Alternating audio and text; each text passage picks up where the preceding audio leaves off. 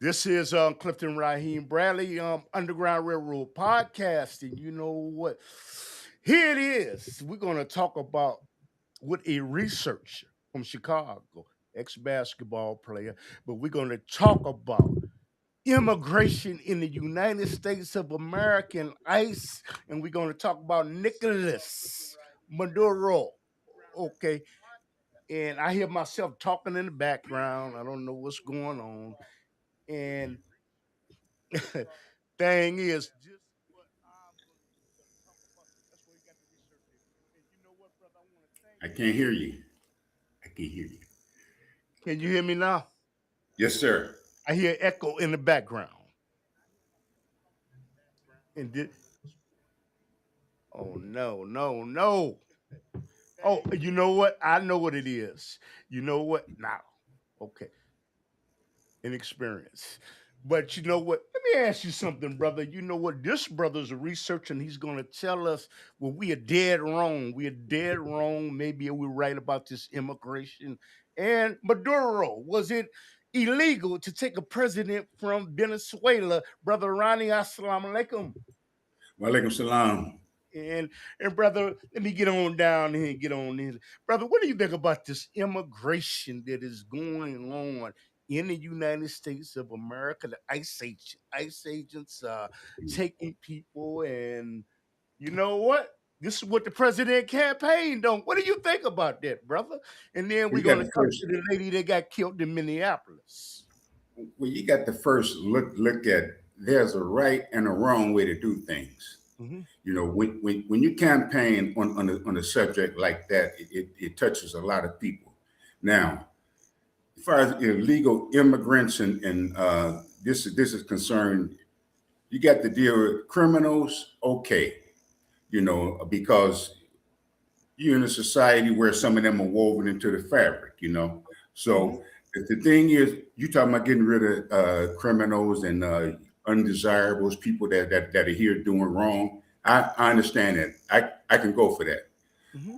But you have weaponized ICE agents. In fact, you've turned them into a sort of Gestapo, Yes. your personal Gestapo, Yes.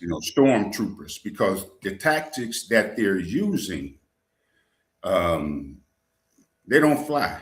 Not with American people, not with immigrants. And the first thing that I want to make clear is when you say illegal immigrants, you got to look at the Justice Department. You got to look at Marco Rubio.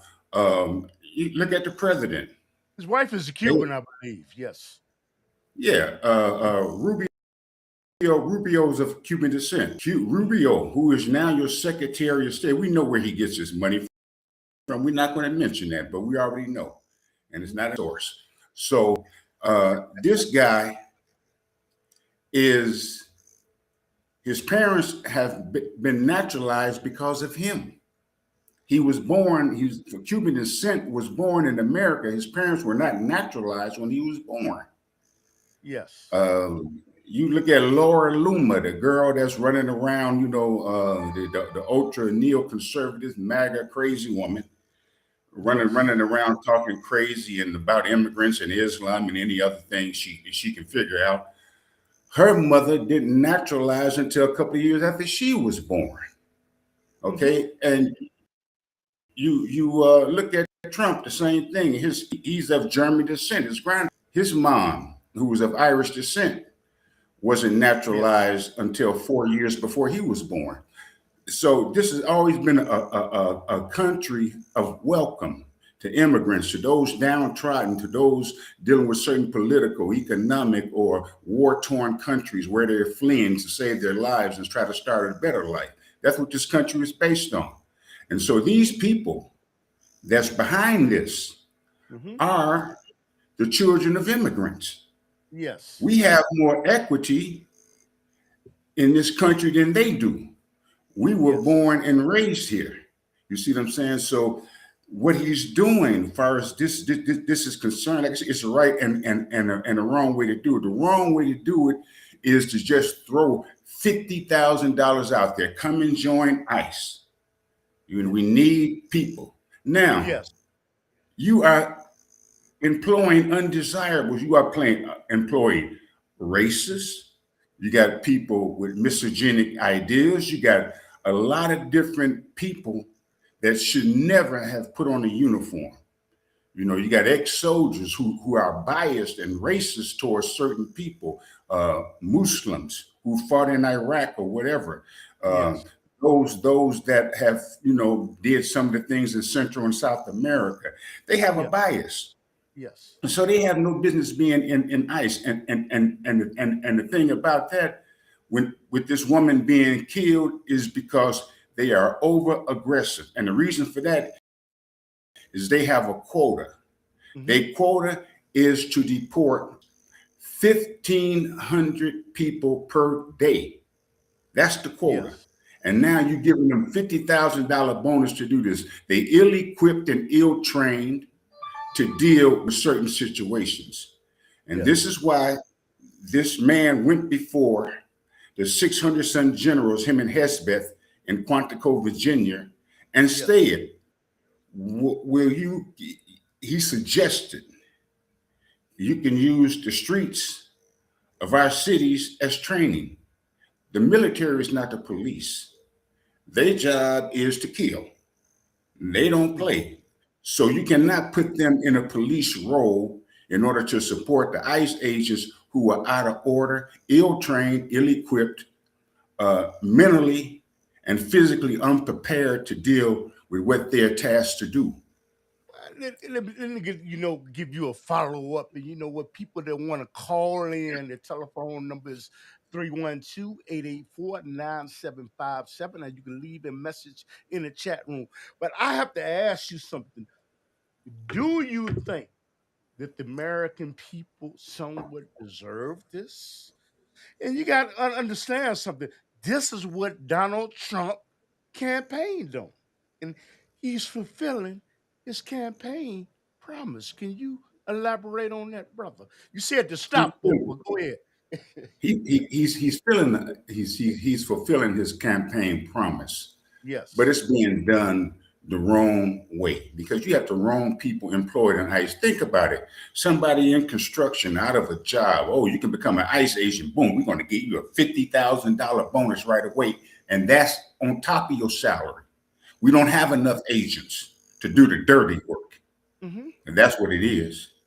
You going into schools, you going into nurseries, you going into shopping centers, you looking, you actually searching, and you are arresting people, Americans, because you are looking for a certain type of individual. If you have Hispanic traits, they Yes. gonna. I saw a video on TV because I do a lot of research and I do a lot of watch a lot of different emissions and stuff like international. I don't just deal here. Mm-hmm. They showed a video of a girl. I don't know what city it was. An American of Hispanic origin. She was running for her life. The ICE agents were chasing her. She ran and made it to her house, and they stopped the chase. Mm-hmm.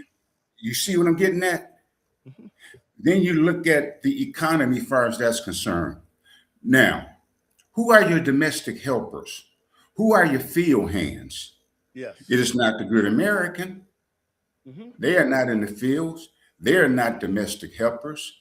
And so when you look at the economy as far as the production of our fruits and vegetables and the almonds and other things that they out there picking and harvesting when the season comes, you see what I'm saying? The Americans not doing that. Yes. I saw a film, getting off the subject a little bit. I saw a film about 5 years ago, and the name of the film was A Day Without a Mexican. Wow. And some kind of way, the Mexicans in America were disappearing. The farmers in Florida and California, they was losing their mind. What we gonna do? They was out there trying to work the field. They couldn't do it. And all of a sudden, during the film, later on in the film, they reappeared somehow. It's just like they just disappeared. You see what I'm saying? For a couple of days, and the whole United States, especially the farming industry, the domestic helper industry, was in an upheaval. Mm-hmm. And so what you were doing is, and then the truckers. America does not have enough people Yes. of American origin who want to be truck drivers. It's a way to do things. Me, my personal thing, what I would do, and is getting off the subject a little bit, for those coming over here, that's workers. Yes. Okay, you give them a special visa to come here and work. At the end of the work term, they go back. If they are have children or whatever here going to school, let them be allowed to stay till the next season, as long as they're not criminals, as long as they're not getting in trouble or outside the law, But not the way of thinking. The architect, Yes. the architect of this mass immigration Yes. is Stephen Miller, his deputy advisor, or whatever his title is. Mm-hmm. This is a known racist. He's from California. Growing up, he had, I got to, I got to tell it like it is. Growing up, Yeah. he had Hispanic friends. By the time he got to high school, you told him, "Hey man, I can't play with you no more. I'm white and you Hispanic," and that was it. And he, in his from high school, he wrote in the papers. In college, he wrote in the college journals about immigration, about his dislike of Hispanics, and a whole lot of things. He is now in the White House. This is his second term in the White House, and he is, I call him the Trump whisperer, as he's the architect behind this madness of mass immigration, because he's a racist. And I'm sorry, and I don't want to, be disrespectful, but I got to call a spade a spade. And he's the architect behind all of this. And so now Yeah. you got Christy Nome, who, Okay. the Department of Homeland Security. Who is Yes. Christy Nome? She's from South Dakota, was the governor of South Dakota. This Yes. woman, when you want to get into the facts, you know the commercial she did while she riding on a horse? Yeah. This money, over 200 million of Americans' taxpayers' dollars, was funneled to her friend, who is her spokesperson, McLaurin, whatever her name is, McLaughlin McLaurin, the DHS spokesperson. Mm-hmm. Her husband is a recipient of that money because he owns the firm that the money went to for the ad campaign. You understand what I'm saying? It's the funneling of U.S. taxpayers' dollars into her friends' coffers. Wow. Wow. What are we looking at? People don't know that it's a lot going on, because that's why I do research. I need to know who you are in order for me to see who you are. I You know see them? you just don't come on everybody's show. I get it. I get it. But you know something, brother.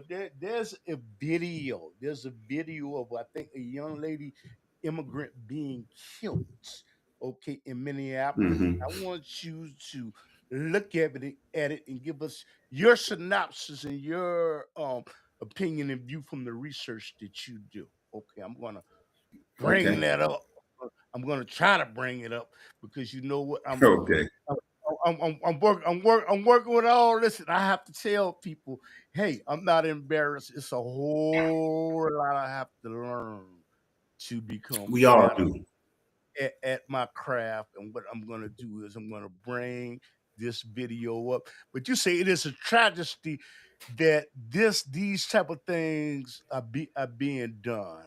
And I'm going to bring up this ICE agent, and what I'm going to do is I'm going to put that on right now.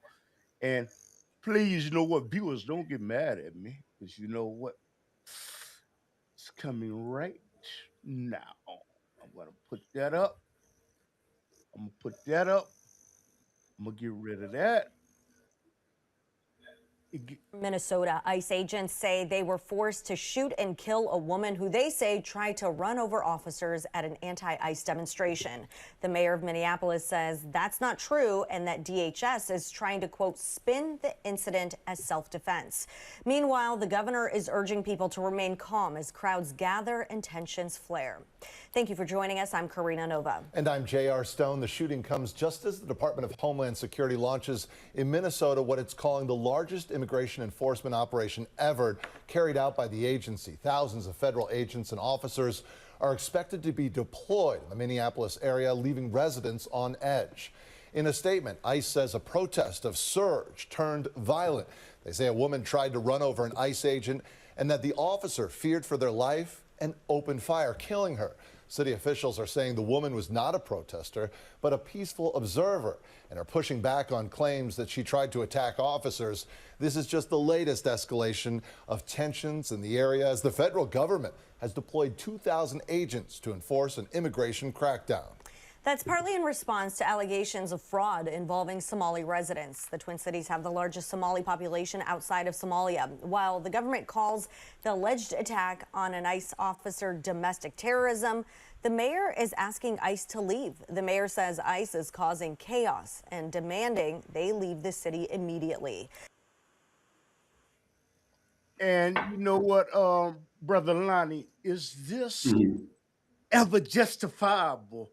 Whereas individuals being asked questions by ICE and they try to detain and they're in an automobile. Is it legal to shoot at that automobile if somebody assailant is fleeing? And can you give us an assessment about what you think about this whole incident from the? Well, first of all, you got to examine the agent. I forgot his name, but he's a ex-Iraqi veteran. Okay. So he come in with a lot of bias anyway. As I said, some of these people should never have been ICE agents, but because they have a shortage, they employing anybody. Yeah. I forgot. I think he's from Texas or somewhere originally, but he moved and he lives in Minnesota. Okay, now I saw the video, the actual video, the actual footage from the camera. You know, and the first thing I want to say is, why are you wearing a mask? Wear your body cams. Yes. Why haven't you put on body cams? You're spending all this money. You're asking for more money, and your people are not equipped with body cams. And the second thing is, he filmed it himself. Yes. He was filming her with his gun drawn. Yes. Now, how can you serve and protect with your camera in one hand and a gun in the other? Yeah. You're actually filming your victim. All she did, back up, she turned right.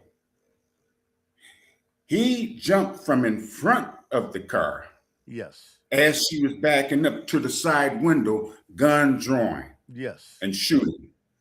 Is this what you're training ICE agents to do? No, you're not doing that.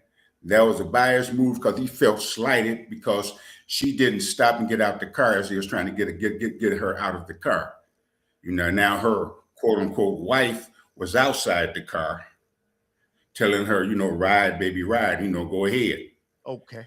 And he shot her because he was biased. Yes. He shot her because he felt that, you got to understand, you got certain people that are nothing, okay?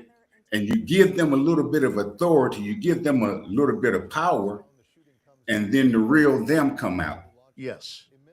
And that was a case of that. He had no reason to shoot that woman. She was an American citizen, and if she was driving off and she wasn't trying to harm you, and they said the agent, not one of the agents, I saw the full video, the agents, after he shot her, yes, one person who was a doctor said, I'm a doctor, let me take her a post. You know, they wouldn't let that man go over there. And the ICE agents ran over there and surrounded her, you know, and quote unquote tried to perform CPR, et cetera, you know. But why did you shoot her in the first place? It's because you indisciplined and you have a bias. You are male and you feel because, you know, you have authority, you can do what you want to do because you think the immunity that covers Trump. Trump has immunity. Hesbitt, Rubio, Bondi, Noem, Patel, None of these ducks got immunity. He made sure he had immunity because he knew what he was going to do. And the crackdown, quote unquote crackdown, is a bias. I don't know how to put it, man. It's racist because You a said lot of people. yes. You said it is never acceptable for somebody to shoot at a car and kill somebody that's friendly. It's never acceptable. This woman didn't have a weapon, and she didn't weaponize the car. She backed the car up and turned to the right. The agency right here on the left. But how is she trying to weaponize the car to kill you? Yeah. Noam is a liar. She's an embezzler. In her home state, $80,000 of I forgot what kind of funds it was for special aid or whatever. She put in her own private company. You got to look at the people in this man's administration. Billionaires and millionaires. Yeah. Crooked as a dog's hind leg, every last one of them. Yes. You see what I'm saying? So you got to look who he surrounded himself with. You can't tell me that Hezbeth, who is the Secretary of Defense or the Secretary of War, which they can't change the name because Congress had to do it. But a lot of people don't know that. This man does what he wants and he's unchecked. And so this guy here, 9 years of military, off and on military experience. You can't tell me that you got generals and admirals. You got people with 20 to 40 years of experience in war, in management, in personnel management, in administration things that have more qualifications than this bum. And I'm gonna call him out. Excuse me, brother, but I got to call it like I see it. Okay. This man is unqualified. He's a womanizer. He beat his women. He's an alcoholic. And all of a sudden, he's a Fox Show news host. He's trying to prosecute Senator Mark Kelly because him and 5 other senators who were ex-soldiers with more experience in combat and everything else. This man was an astronaut. You're trying to prosecute him. You're trying to lower his rank and cut his pension pay because he said what you said on Fox News about 5 or 6 years ago, that United States military personnel should not follow illegal or unethical orders. He said it himself. And now you're trying to prosecute him because that man in the White House is a very vindictive person. He himself, he going after Letitia James and Connie because they opposed him. James, she's trying to get her on real estate when he had 2 houses in Florida himself that he declared as his personal residence. You got to look at what we're looking at. You know, I like to ask you something. In politics, is it not a known fact that you reward your friends and you punish your enemies? Is that not a known fact? That depends on who you are.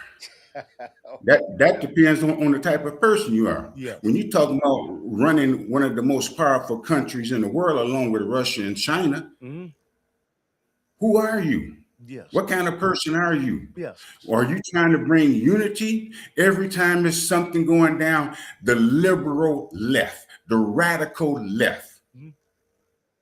Were not the insurrectionists on January 6th, who you pardoned over 1,500 of them, radical right? You talking about the Proud Boy on the Proud Boy? He was the leader of the Proud Boys. I forgot his name. He had a patch. All of them. Okay, I understand what you're saying. Every last one of them. So you are divisive. You are using it's divide and conquer, the oldest tactic in the world. You're splitting this nation right down the middle into ideological parties. You bring out MAGA, Make America Great Again. When has America stopped being great? Not one MAGA person can tell me. Not one. Yes. They sound like Jackie Gleason. Humda, humda, humda, humda. People want to call her up. The number is 312-884-9757. You can leave a message in the chat room. I would like to ask you, probably 2 more questions on immigration. I would like to ask you, President Trump voted for him, okay? And because you voted for someone does not mean that you agree with 100% of what they do. Okay. But I would like to ask you is he is saying remove the immigrants. And we know in Chicago, in other cities, and this is not to demigrate, because I'm not prejudiced at all. You have Polish town, you have Chinatown, you have Koreatown, you have Lithuanian town, and I'm sure that there are people that are in this country illegally. I'm not saying a huge percentage. Why is not Hmm. some of that energy and testosterone and grandiose celebration be carried out about removing individuals that come in from these countries? And it's just such a great emphasis on Mexico and some might say nations of color. I'm trying not to get in trouble with YouTube, but go ahead. Right, but you got to look at the whole situation. When he came back in office, he vowed he was going to do this and he do that. But yeah, you got a lot of other illegals, South Koreans, et cetera, et cetera. You got Chinese, this and that. You got different other nationalities. But when you have a racist who is the architect of your immigration policy, his first hookup is to get rid of people of Hispanic origin because he's biased and he's racist against it. Maybe he liked the Hispanic girl or something, and she, gave him the vapors. Are you And that, are you saying some of the examples like the Central Park Five and the housing discrimination that he settled out of court in New York and didn't want to let certain people into his apartment complexes? You say these yeah, aspects that are involved. Go ahead, brother. all of that. But you got to look at, like I say, we go back. We got to deal with the architect of this madness, which is Stephen Miller or Stephen Miller, however you pronounce his name. I don't like him, because he is a known open racist. He a tough talking bully. Yes, Rubio's a tough talking bully. We know who money backs the punk. yes, And at the same time, excuse my French, but at the same time, you got to look at their rhetoric. You got to look at who backs them. You got to look at who put them there, yes, and you got to look at their policies that don't correspond to the United States of America, freedom, justice, and equality. You want yes. to get rid of DEI. I understand. I have no bias against the, LB, whatever you call it, community. I don't deal with them.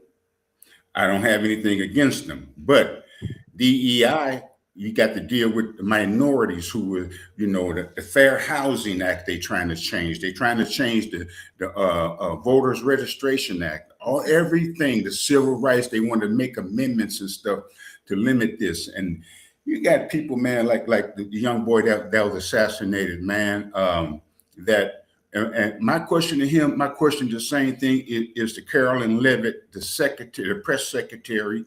You're 27, 28 years old, just turned 28 years old. Hmm. This guy was 34, 35 when he was assassinated. You can't talk about what you don't know. You're talking about we lived better during the 40s. Hmm. You were not born during the 40s. You talk about the civil rights and Martin Luther King, you still weren't born. We grew up in that era. Yes. We saw and knew what racism was. Yeah. Our people explained and told us what it was, what they had to deal with before they moved north. Yes. So you can't talk about what you don't know. And then you have these people that are in his administration, they have personal biases Yes. against people of certain nationalities or certain religions. The crackdown on the pro-Palestinians, they call them pro-Hamas. Yes. No, these people saw on TV, they have videos of their people being slaughtered in Gaza. Slaughtered. Wow. They say 75 plus thousand, but it's actually higher than that because you're not counting the people in the rubble. Yes. And the First Amendment applies to everybody on American soil. If you are a foreigner and you hear, the First Amendment applies to you too. Mhm. You have the right to freedom of speech. As long as you're not out there tearing up stuff, you're violent, you rioted, and this and that. You know, Charlie Kirk had freedom of speech. He said what he said. Yes. Okay, now quit playing. This the whole his whole government was handpicked by him and others. Yes. You see what I'm saying? You can't tell me Pound Bunny dealt with the Kuwaitis.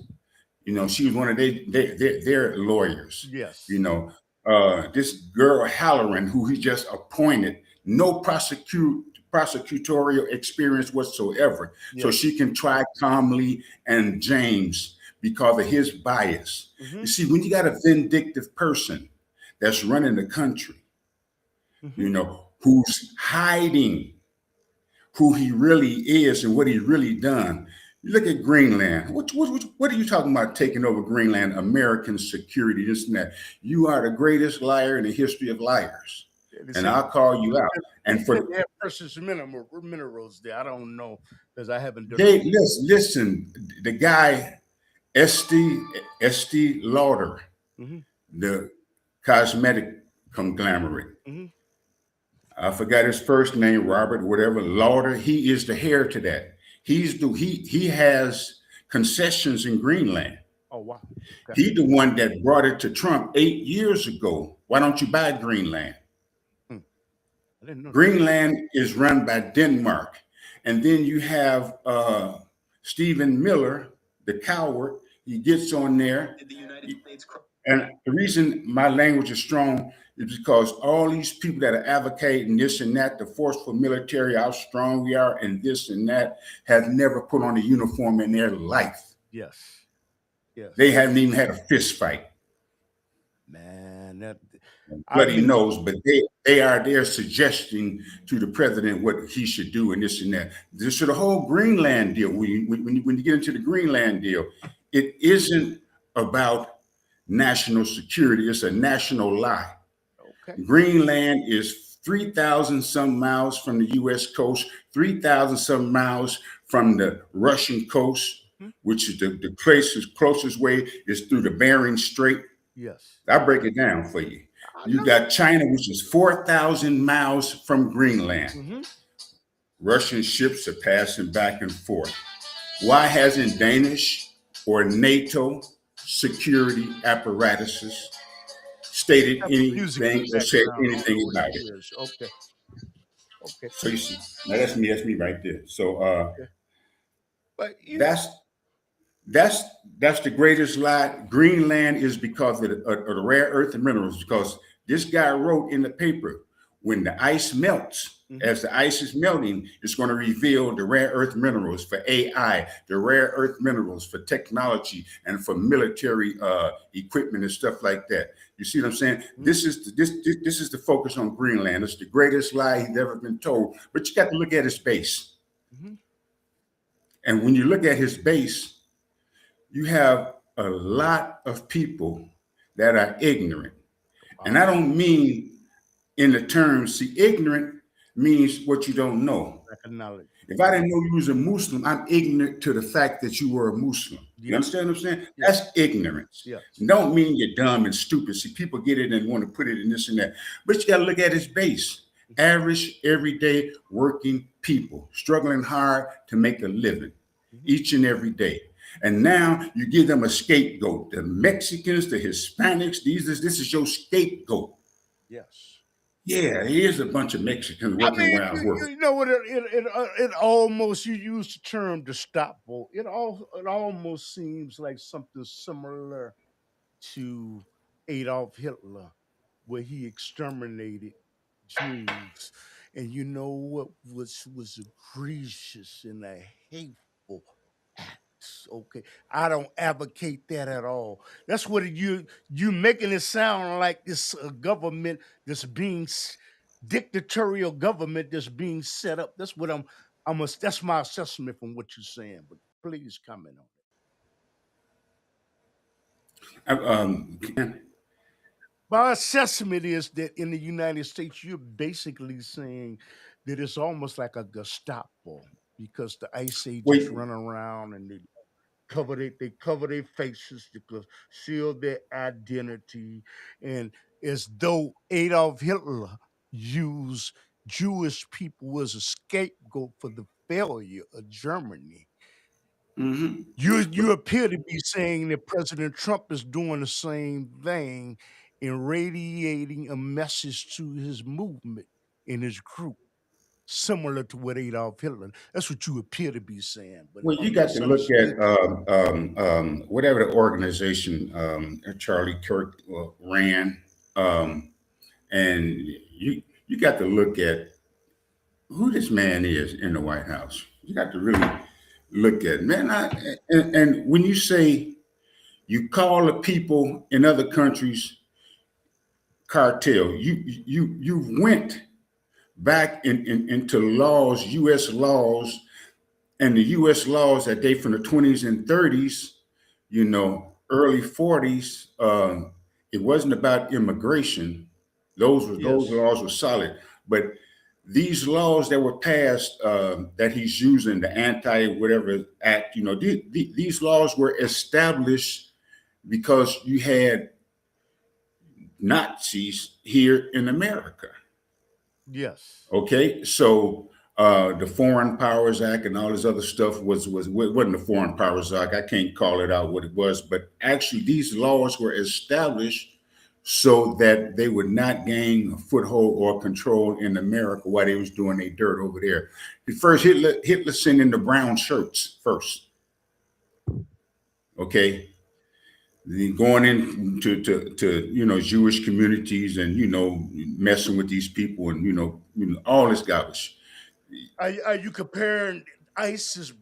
Comparing I'm comparing them to comparing the actions of ISIS okay. to the Gestapo, and the reason that I say that, you got protesters. You grab a man, you body slam him. If you seen, they sprayed mace directly right here, directly into the face of a guy. They shot Yeah. and they shot a young guy, 21 years old, in the face with a rubber bullet and blinded him. This is something that the Gestapo would have done. You were using Gestapo warlike tactics against basically the American public. You got a few Hispanics out there that have American descent, of Spanish descent, but are naturalized or American or born and raised in America, that they are Americans. If you're born and raised in America, you are an American. Donald Trump, you was born and raised in American, you are an American. Rubio, you are an American, and whoever, so forth and so on. And so now you're discriminating against people whose parents were immigrants when yours are immigrants too.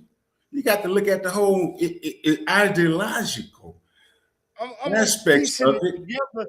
You're saying like the Jews were immigrants and they ostracized them, but you're saying the same. You're just making me think. Go ahead, brother. Yeah, you got to look at the whole program. You got to look at the whole program, man. And the thing about it is the racism that comes out. You try to camouflage it, Yeah. because Rubio's of Cuban descent. Now you're talking about taking over Cuba, making Rubio the president of Cuba. Let him take his little raggedy butt over there and see what happens. Let this girl, Maria Machado, whatever her name is, she can't go back to Venezuela. You giving Trump the Nobel Peace Prize and brownie points is not going to help you. Yeah. This man cannot make you president. You betrayed your country. Your people don't love you. You betrayed your country, not just a man who you didn't like, who was the president. You betrayed your country. You are a traitor. Nobody loves you. That's why he cannot put her there. He got on TV and said, well, it's not ready. No, it will never be ready. You Yes. traded your country out for power, thinking you were going to become the president of Venezuela. Them people don't love you there. You go back if you want to. They're going to put you in the box. And let me tell you something to the people that are listening on YouTube and Rumble and all these social media programs. I appreciate you. Hang on in there because we're going to get to Venezuela in a minute. Okay, go ahead, brother. I'm sorry. And Go and ahead. and and so when you deal with ICE, you got to look at it. It's like stop loss when the U.S. Army back during 2003, etc., when they was fighting in Iraq, and they didn't have enough soldiers. Stop loss. That means I'm calling you back. You got to go back. Wait a minute, I just did 3 tours. I don't care. You got to go. You are the property of the United States government. You go where we tell you. And so you got to look at what they're doing with ICE. It's like stop loss. You don't have enough ICE agents. So now you just throw out $50,000 bonus. I'm out of work. I'm a trucker. I ain't got no money. I don't like Mexicans. I'm running to the office to get that $50,000 bonus plus the salary they're going to give me. And I'm ill-equipped. I'm ill-trained. And I got a racist mentality already. So therefore, you are not fully equipped mentally to go out there and do what you're supposed to do because you have a bias already. This is my last question on immigration. Since you're comparing the United States, Trump, to Adolf Hitler like Germany and the Gestapo and ICE, is it gonna become a time in the United States? First of all, in Germany, the money became so worthless that they were burning marks Mm-hmm. because it was not worth the paper that it was written on, and they were using the Jewish people as a scapegoat. Is it a possibility that the US dollar will become worthless because and people start burning it like they did in Germany because of bricks and other mechanisms that are being put in place? You remember when we was coming up, we saw movies where the dollar was worthless. Millionaires Germany, was lighting their cigars with $100 bills. You remember that? like Germany. Okay, I'm talking about here in America, okay. when millionaires were lighting their cigars with $100 bills. Okay, the U.S. dollar is worthless. It's a fiat currency. The only thing that's bolstering the dollar is the economic sanctions you can place on other nations and your military. The But global they ain't gonna take it. the Go, global go. South, the global South, and the BRICS nations, GDP is greater than that of all the Western nations put together. And this is why they're fighting so hard against the BRICS nations: Brazil, China, Russia, India, and South Africa. That's where they get the name BRICS from. Okay. And the other countries that has joined in BRICS. Venezuela was about to join BRICS too. Mhm, mhm. Venezuela has the largest oil reserves in the world. This wasn't about Nicolás Maduro. You cannot prove not one of the charges. This man does not have a criminal record. Now, as far as Donald, I'm not comparing Donald Trump to Hitler. I'm Okay. comparing ICE to the Gestapo as far as their tactics, not Yes. not not not as actual Gestapo. Okay. The forceful actions, the things that we are seeing on television should never happen. But you got a lawless group of people with a hillbilly from South Dakota Yes. who has no experience in law enforcement running the Department of Homeland Security. You got Patel at the FBI. He has no experience. Hesbeth, he has no experience. Bundy, she was a regular lawyer. Rubio, he Yes. was a senator. What do he know about international affairs? You look at this whole administration, crooks. Yeah. Back in the 80s, you had Mm-hmm. a bank, Mm-hmm. BCCI, Mm-hmm. okay, the Bank of Commerce, et cetera, International, better known Yes. as the Banks of Crooks and Criminals International, because Wow.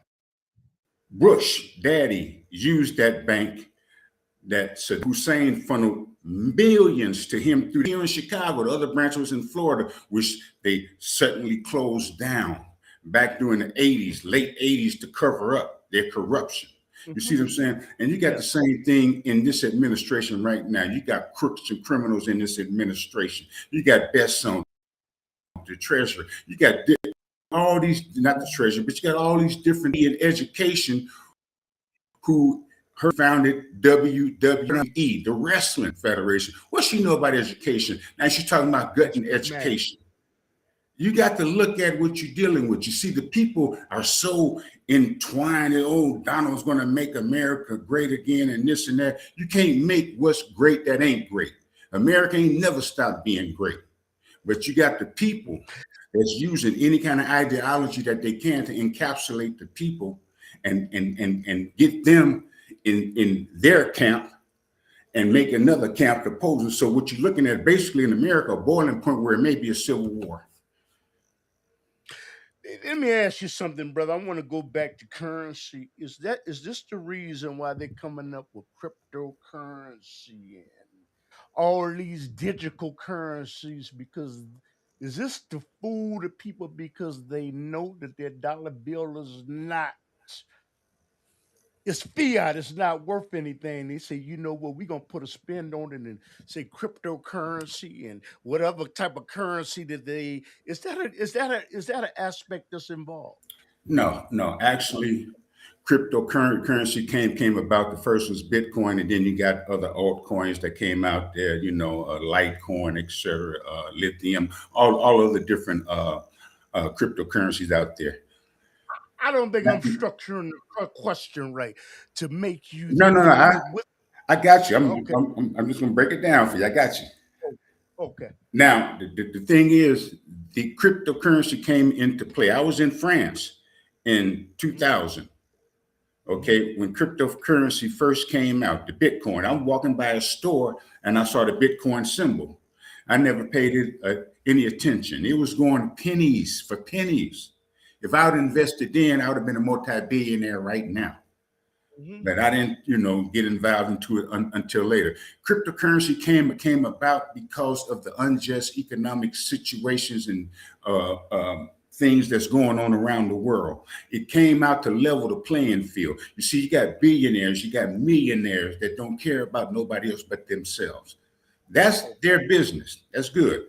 The fiat currency, when you deal with it here in America, the dollar used to be backed by gold. You had a gold or silver certificate paid to the bearer on demand, 50 pieces of silver or gold. We don't have that no more. You got a fiat currency. Yes. Nixon took us off the gold standard, so the dollar is worthless. The dollar is based on your GDP, national gross production. But what are we producing? You see what I'm saying? So when anything that has to deal with Trump or this administration, they got coins coming out. I don't want no part of it, because all it's going to do is enrich him and his billionaire buddies' portfolio even further. And so the reason why the fiat currency is failing, because the dollar, when you look at trade and you got commerce, when you look at the International Monetary Fund, when you look at the World Bank, you got countries, you know, Saudi Arabia, you look at the petrodollar. In the 60s, America went and asked the Saudis, could they trade oil for dollars, make this the standard currency for the oil. So any country that wanted to buy oil from Saudi Arabia, any other OPEC nations, nations of Organization of Petroleum Producing Countries, they had to pay in dollars. When you borrow money from the International Monetary Fund or the World Bank, you have to pay them back in dollars. So if my money is in Brazil, I got to make sure that what my currency is, it equals to that of the dollar. So you keep nations in debt with the dollar. You see what I'm saying? And people don't understand that, because they don't do the research to understand. I understand. They're working hard. They're trying to live and survive. They ain't got time to worry about what I know. You're a researcher. Or what we talk about. My research came, as all praise due to Allah. It came to my experience being in Europe and traveling and going to different countries around the world and doing a lot of other things to see how people live, to get a feel. I lived among people. I didn't visit. I lived among them. And that's why I understand more than maybe, it's not a slight, but the average American, because of my experience based on me traveling outside this country. And I can talk about what I see and what I know.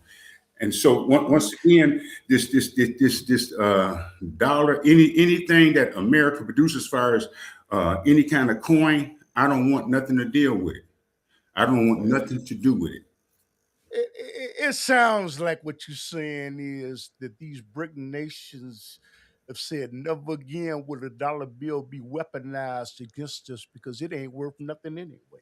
That's what it sounds like you're The, saying. the dollar has been weaponized. You got to look, if the International Monetary Fund and the World Bank was created in 1949 in Bretton Woods, 4 years after World War II.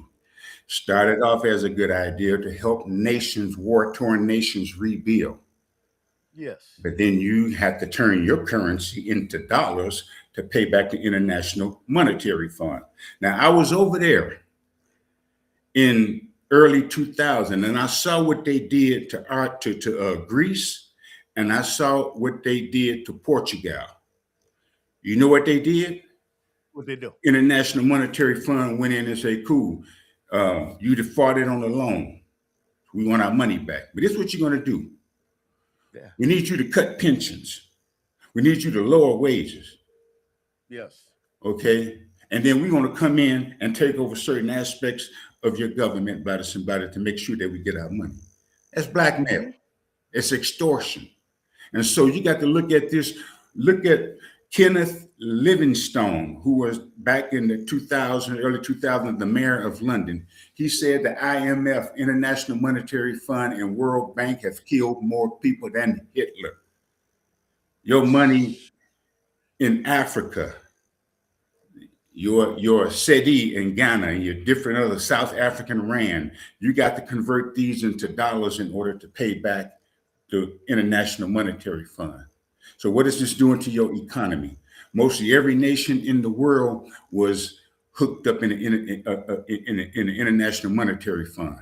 So you are keeping nations and people in a perpetual cycle of debt. But So they can be subservient. The average American don't see that because they don't understand the inner workings of all of this. They haven't been international. They haven't seen Portugal and Greece almost go to the dogs and how they had to fight to save themselves. Can you imagine when they made that hookup saying that they got to do this and do that? They was making runs on the banks. Man, they had the distributors fight. Man, let me get my dollars first. let me get my Greek money first, my kronen first. You know what I mean? This is what they do, man. And this is when you keep a country in perpetual debt. You control and you own them. And when you cannot control and own them, Russia, China, Brazil, South Africa, you oppose them. You lie on them. Russia's the big bad bear. Oh, China want to eat up the world, and Brazil and blah, blah, blah, blah, blah. You are a liar. And you lie to the American people because they are unaware of what's really going on. You know, when you bring up propagate, you made me think about Goebbels, brother. I don't know why people thinking about Germany, but you say they're telling the world over and over and over again the same thing. They're liars. Who controls the dollar is the international currency. Wow. Okay. You know what, brother, you know what? You know what? You should hear me and this gentleman talking in the automobile. I mean, I learned so much from this gentleman. You know, he is a researcher in Chicago, Illinois, but he's world renowned. And tell us where your X platform is. But we're going to get to Maduro after that. Okay. My X platform?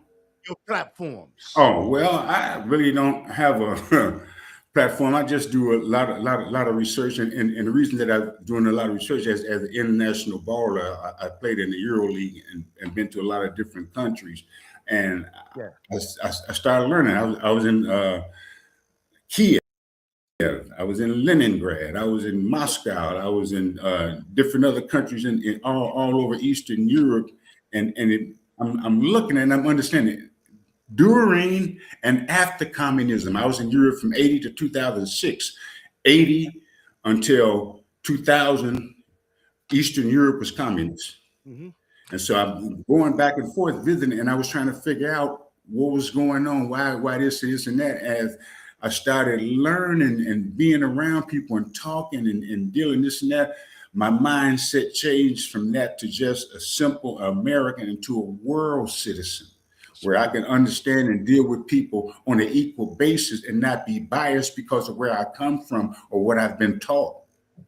And that's the reason that my research, that's my platform. I really don't have I want to see the world Yeah, free. I get it. I Okay. want to see Well, the world free. brother, yes, but brother, and this interesting. And you know what? Maduro. I'm gonna go to Maduro now. Do you think that it was egregious? Do you think that it was barbarism to have the premeditated gall to go into Venezuela, which used to be the richest country, I think, in South America, and One abduct of the one of the richest in the world. abduct, yeah, abduct the president and his wife because they say that he's running cocaine, but he does have a bounty on his head. And then can you give me an assessment of this from your perspective of being a world-renowned study and researcher about this action? Well, I've been to Venezuela, long time ago. Very lovely, happy, good people. Now, you got to look at how did Venezuela get into the situation that it's in. The American government will not explain this, especially this man right here. You got to look at almost 20 years of hurtful, harmful, devastating economic sanctions that have been placed on the country. How did this come about? In the 80s, when Hugo Chavez came to power, the Venezuelan oil has always been naturalized. It's not nothing new. Since they discovered oil, you had ExxonMobil, you had different other American companies there working that helped them, extract the oil, extract, build the infrastructure, this and that. They were paid handsomely for it. And then Yes. about around the 80s, American greed kicked in. You see what I'm saying? Not siphoning off the oil, but hiding profits and this and that, and getting more than what they were supposed to get, and this and that. Chavez said, "Hold tight, you got to go. We'll do this ourselves. We'll get other partners." The only company that stayed there is Chevron, because they got the act right message real quick. We want to do business here. We want to act right. So they still there today. Now, these oil executives hurt and angry because the promise of this enormous wealth we stealing from Venezuela is now no longer existing because we kicked out the country. What did they do? Make it sound like Libya, but go ahead, brother. Yeah, they went to their buddies in Washington. Presidents, senators, et cetera, got together and said, well, we're going to impose sanctions on Venezuela. How dare they do this to American companies? We run this. You see what I'm saying? This is the mentality of the wicked. This is the mentality of the people. So they put hurtful, destructive sanctions and sanction any nation that traded with Venezuela, even within South America. You got Colombia on one side, and you have Brazil, which is the largest nation, Brazil and Argentina in South America. You put hurtful sanctions on this country. So now they can't import and export. Only thing they can do is export oil. See, Chavez brought in social reform programs that help subsidize apartments for his people, help subsidize farmers. They don't tell you all of this because the liar will not allow them to speak truth. And so they don't tell you how Venezuela got into the quagmire that it was in and all the sanctions. And they don't tell you about Machado and Juan Guaido and all these people who were in lease with the oil giants and who were in lease with the United States government to help overthrow their country. These are traders. They've been in the business almost 10 to 15 years of trying to get rid of. Excuse me real quick. Is it not true that the cartels, drug cartels run that country? Is No, that not true? no, It's not true. no. Elaborate on it, Let me please. give you an example. Where do the majority of the drugs that come into America come through? What body of water? I would say Central America and Mexico. That's what, but maybe I've Now been you're looking brainwashed. at that body of water. That's the Eastern Pacific. When you're dealing with Venezuela, you're talking about the Caribbean. The Okay. CIA, the DIA, and every other American law enforcement agency stated that the majority of the drugs coming to America come through the Pacific and not the Caribbean, where Venezuela is. We know that cocaine is grown, manufactured, packaged, and sold in Colombia and Bolivia. Okay. Venezuela don't have cocaine. If they grow cocaine, is very little.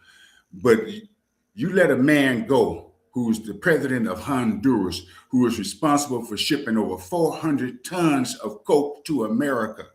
You let him go. He got a bad trial.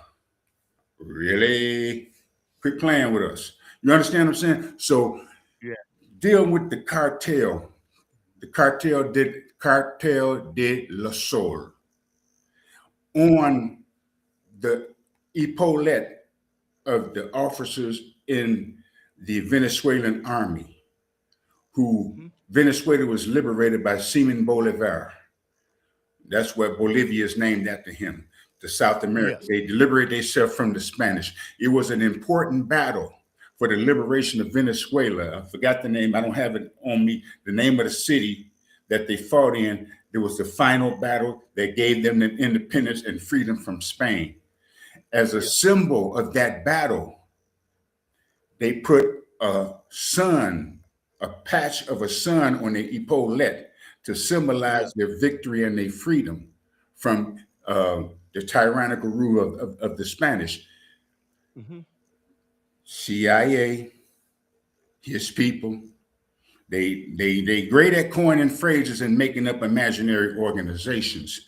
They made a cartel up, Cartel de la Sol, which means cartel of the sun, and made Maduro the head of this organization. It's true, as in any country, you got corruption. All you got to do is look in the White House. Now, you're dealing with one key witness.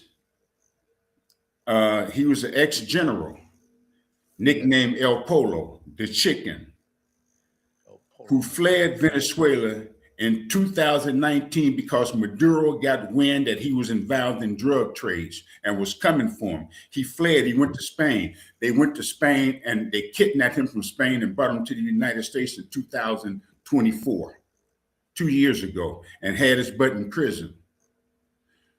After seeing the ex-president of Honduras, who dealt with 400 tons of coke to America, go free, don't you think he want to get out of jail free card too?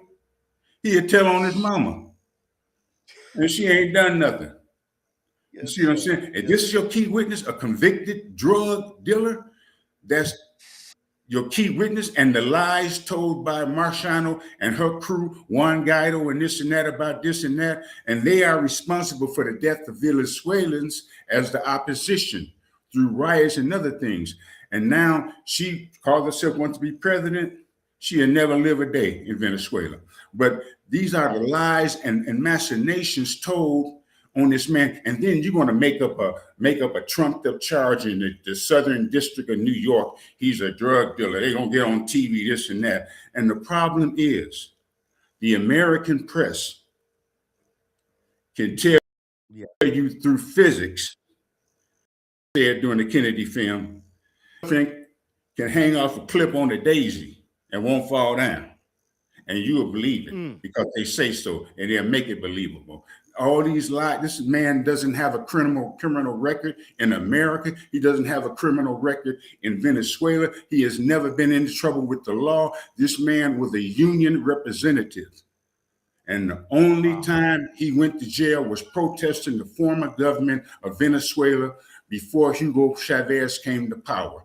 If he was a criminal, if he was the leader of the Cartel de la Soul, Cartel of the Sun, if he was a narco trafficker, if he was one who aided and abetted terrorists, Al-Qaeda and all the other lies they're telling on him, why isn't he on Interpol's wanted list? Why hasn't the International Criminal Court in The Hague put or pressed charges or issued an arrest warrant for him? Why? Like Netanyahu and Putin. Netanyahu and Vladimir Putin, which he didn't do anything. Yeah. They're trying to accuse him of kidnapping children when he went out of eastern Ukraine because they was killing them. Wow. And their parents put them on trains. Their parents drove them to Russia to get them out of there so they would not be murdered by the neo-Nazis that's running Ukraine right now. This is a government of lies and machinations that do what they want. This man feels he's above the law and he can do anything he wants, including go in and kidnap a sitting president and foster fake charges and accusations against a man that doesn't have a criminal record nowhere. Americans don't know this because your press has been lying to you. This man in the White House has been lying to you and everybody connected to him. It's the same program. Wow. You know what? For people, like I said, people, please, if you're enjoying this broadcast, give a thumbs up and give us some feedback. You know what, brother? I'm going to play a video. I'm going to play half of it. And I want you to give a critique, not a critique, to tell us what you think about what is being said in this news release. And I'm going to play it right now. Here I go again, brother. I'm trying again. I got you. We gotta get it together. All praises to Allah. Did the United States cross a red line in Venezuela, or did it finally enforce a long-standing American policy? Did the United States cross a red line in Venezuela, or did it finally enforce a long-standing American policy?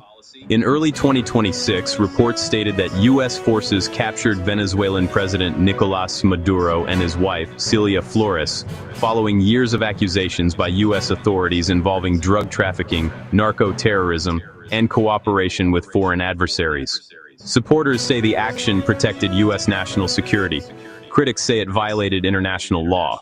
So the question remains, did President Donald Trump do the right thing in Venezuela? The debate cannot be understood without looking at the Monroe Doctrine. The Monroe Doctrine was established in 1823 as a cornerstone of U.S. foreign policy. It warned European powers against further colonization or intervention in the Western Hemisphere. At the time, the doctrine declared that the American continents were no longer open to foreign control. Although it was not originally enforced through military power, the Monroe Doctrine later became a guiding principle for U.S. influence in Latin America, especially when national security was seen as being at risk. In modern times, U.S. presidents have interpreted the Monroe Doctrine differently, adapting it to new global threats and changing geopolitical realities. For more than a decade, Venezuela has developed close political, economic, and military relationships with China and Russia. These relationships have reportedly included military equipment, intelligence cooperation, energy agreements, and strategic partnerships that challenge U.S. influence in the region. From the perspective of the United States, both China and Russia are considered major strategic competitors and potential national security threats. While the original Monroe Doctrine focused on European powers, many U.S. policymakers argue that foreign military influence in the Western Hemisphere, regardless of the country involved, represents a modern challenge to the spirit of the doctrine. This has led to growing debate over whether Venezuela's alliances with China and Russia represent a violation of long-standing U.S. hemispheric principles. At the same time, U.S. authorities have accused Nicolás Maduro of serious criminal activity. Since 2020, the U.S. Department of Justice has charged Maduro with narco-terrorism, conspiracy to traffic cocaine into the United States, weapons offenses, and cooperation with drug cartels, including the group known as the Cartel of the Suns. And you know what, brother Ronnie, you know what? I would like to hear your assessment about um, the Moreau, what's that Doctrine. doctrine? And do you think what was your assessment over what was said by listening to this video? You got to get the key takeaways. U.S. Okay. They announced it. I should say the coward, Stephen Miller. We are going to deal with power and force and a strong military. That's how we're going to do blah, blah, blah. We're going to control the Western Hemisphere. The Western Hemisphere don't belong to the United States of America, first and foremost. You cannot. It's the Moreau doctrine. The Moreau doctrine is outdated and ineffective. The Moreau doctrine was brought about because when the United States smelled itself, first of all, after the Revolutionary War, and then, you know, certain presidents came into office, they started seeing what the United States was doing, Spain, England, etc., was doing in the Western Hemisphere, in Central and Latin America, Mexico, Guatemala, all up in Central and South America. You know, colonizing, etc., this and that, extracting the, you know, things. You know, now America has been doing dirt in Central and South America over the last 100+ years. You got to look at the oil spills in certain countries, that oil-producing countries in Central and South America. America still hasn't cleaned up the spills or recompensated the people or the land loss or the devastation of their land through the oil spills in the land and in the water. America has been doing a lot of things in Central and South America. You look at the Nicaragua, the Sandinistas and this and that, Anastasia, the assassination in the Rio 9/11, 1973, when they went to Chile using the CIA, the 49 Corporation, Henry Kissinger, overthrew the government of the elected leader, Salvador Allende, and killed him in his office, 9/11. So he shot himself in the head. If military takeover, this man ain't got no weapon. Okay, so then they put a murderer, Augusto Pinochet, in power. You got to look at all over Central and South America, the American hands. You got to look at first of all, you got to look at, when you want to understand what America is about, you got to look at the American businessman, the filthy, dirty American businessman that run around the world. Hawaii was an independent country with a queen. Dole, the pineapple people, and his cousin went to the United States government in order for them to bring in ships and take over Hawaii and usurp the queen. You understand? Yes. That's why Hawaiians still don't, they pretend to be Americans, but they Hawaiians. You got to look at what's been going on throughout America's history, the overtaking of territory and land. You got to look at the dirt they've done in Central and South America, the death squads from Argentina on down throughout Central and Latin America. You got to look at Guatemala, the riots. You got to look at the history of the American dirt done in South America in order to gain control of that territory. You don't own the Western Hemisphere. You can't tell countries who and who they cannot trade with. You trade with anybody who you want. So why are you telling people who they can and cannot trade with? First, let's get to the real deal. Deal with international and maritime law. Your blockade of Venezuela is illegal. You are in international waters. International water is free. That's maritime law, first and foremost. Who gives you the right as a country to blockade another country? And then to kill people in boats. You ain't captured them. I like to You interject. killed them and sank the boat and killed them. I like to interject. I'm playing the devil's advocate, of course. You know what, to stimulate the conversation. How can say that the Monroe Doctrine is wrong in Venezuela has made negotiations with China and Russia and have ships and military where that is a threat to the United States sovereignty? Can you elaborate on that? When has Central and South America ever threatened the United States of America? Never. No record of it. Not one. Not one. So what are you talking about? Russia and China came to the aid of Venezuela because they bypassed your sanctions. They don't care about your sanctions. You can sanction us if you want. Yes. You owe us. Yes. How many trillions or quadrillions does America owe China for the loans used to fight in Iraq, Afghanistan, Yes. and everything else? They don't tell you that. This is why they won't touch China or Russia. They sanction Russia. Both of them will blow your wig back. Believe that. Them people are not playing. You don't mess with Russia. You don't mess with China. You pick on smaller nations with ineffective militaries that don't have nukes. You don't mess with North Korea. North Korea got nukes. You won't mess with Pakistan. Pakistan got nukes. Yes. You see what I'm saying?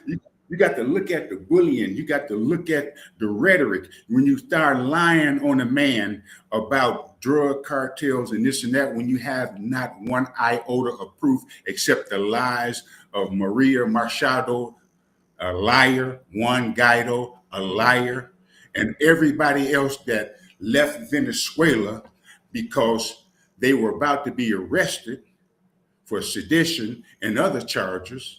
And came to America or went elsewhere to Spain. They left the country and they started spreading and telling lies on Nicolás Maduro. You see, first, in order for you to criminalize a person, you got to demonize them. You got to spread lies. Joseph Goebbels, Hitler's minister of information, said the bigger the lie, the more people believe it. And this is what they've done to Maduro. And then you're talking about China and Russia trading. Russia right now today has infrastructure that they built in Venezuela. Yes. Now you keep playing and you will see what's happening. If they have to, China and Russia will send warships to accompany their oil tankers coming out of Venezuela. I'm going to personally, this is Agent Orange in the White House. I'm going to personally take care of the Venezuelan money. What? We're going to make this check it out. Check out the retardation, I should say. Yes. A high functioning retard. We're lucky he got his tie on to the front.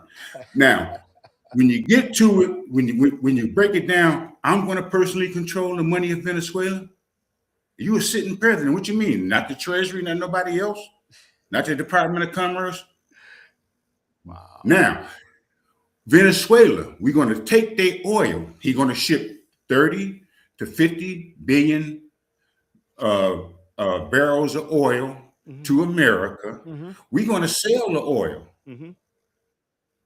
We're going to employ Americans. Yes. We're going to make America great again off of somebody else's oil. And then we're going to ship you money. You'll ship money back to you so that you rebuild your oil infrastructure. He didn't say the infrastructure of the whole country. The oil infrastructure. Hold tight. Now, when I send you your money back, yes, you're only going to buy American products, American farm products. You're going to only trade with America. You ain't going to trade with nobody else. Yes. Blackmail, that's extortion. Yes. If Daisy, the president, interim president, doesn't do what we say, her fate is going to be worse than Maduro. Yes. That's brilliant.